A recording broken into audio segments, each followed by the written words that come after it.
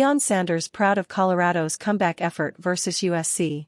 Boulder, Colorado. Colorado Buffaloes coach Deion Sanders opened his news conference Saturday with some dark humor. "A wonderful win," he said, before smiling. "I'm just joking. Colorado didn't win against number 8 USC, falling 48-41 before a sellout crowd at Folsom Field that included celebrities from the sports and entertainment world." Led by quarterback Deion Sanders, the Buffaloes outscored the Trojans 27-14 in the second half and 14-0 in the fourth quarter, while outgaining coach Lincoln Riley's offense 564-498. "Neither Deion nor Deion Sanders believes in moral victories. I don't know what that means," Deion said, but Colorado's strong second half against reigning Heisman Trophy winner Caleb Williams and the Trojans continued to reset expectations and optimism for a program that went 1-11 in 2022. "Overall, I'm really proud," Deion Sanders said. "Not only of the young men, but the coaches, the fan base, the student body. I'm truly proud of the way we represented Boulder today." After a 42-6 loss last week at Oregon, in which they were nearly shut out, the Buffaloes appeared headed for another reality check against a Pac-12 heavyweight. USC raced out to a 34-7 lead behind 4 touchdown passes from Williams, who finished with 6 and 403 yards. Colorado trailed 41-14 midway through the third quarter following the second touchdown reception by Brendan Rice, who started his career with the Buffaloes. But Deion Sanders rallied his team with help from Amarian Miller, who set a Colorado freshman record with 196 receiving yards on 9 receptions.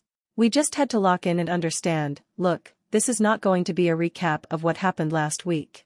We just not going out like that," Deion Sanders said. "Whatever it takes." That was the whole motto this week. Deion Sanders corrected several reporters and provided the correct pronunciation of Miller's name, adding, "Everybody, this is my man, Amarian. He went for a lot of yards today."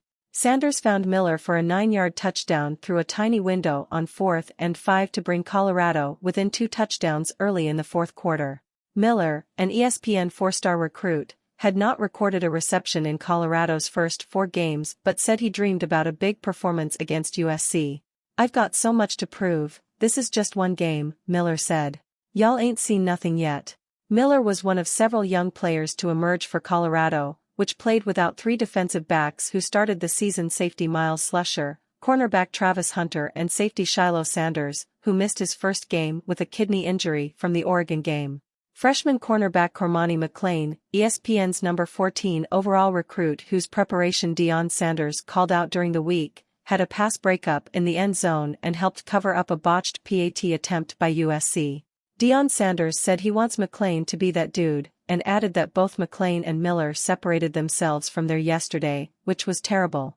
He said both have now reset expectations for themselves going forward. Deion Sanders, meanwhile, continued to raise the outlook after his 4th game of 348 pass yards or more and 3rd with 4 touchdown passes. Deion Sanders, who nicknamed his son Grown because of his maturity, said he had no doubt Deion would have led Colorado for another touchdown if the Buffaloes had recovered an onside kick with 1 minute, 43 seconds left. Deion Sanders called Deion a baller and a now player. "He's been built and reared for this his whole life," Deion Sanders said. "The kid has always won, he's always been dominant, he's always been smart and intelligent and concise, he's always been a competitor. He's always given us a chance to succeed in every level. I could go on, but I don't want to sound like the dad. The kid can flat out play." Asked about sharing a stage with Williams, Deion Sanders replied, "My stage is my stage." His goal is for more complete games, as Colorado has been outscored 90-28 in the first halves of its past 3 games. Deion Sanders said the team's strong finish is important, but the team is still searching for its true identity after a 3-2 September in which Colorado became the biggest story in college football. "If you can't see what's coming with CU football, you've lost your mind," Sanders said. "You're just a flat-out hater if you can't see what's going on and what's going to transpire over the next several months. Something's wrong with you."